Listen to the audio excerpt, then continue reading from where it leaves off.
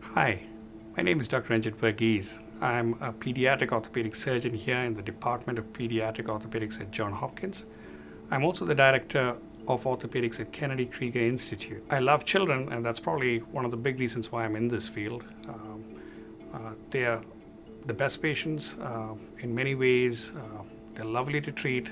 They never complain, and it's just very heartening to see to be able to change the lives of children that you touch. My areas of research are outcome-based research, specifically in the field of neuromuscular pediatric disorders.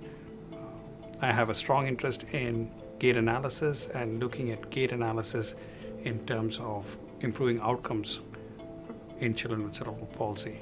My philosophy of patient care is a multidisciplinary approach, especially in children with complex neuromuscular conditions. I think integrating this multidisciplinary approach is tremendous in terms of improving their outcomes and also improving the quality of life for the children and the parents.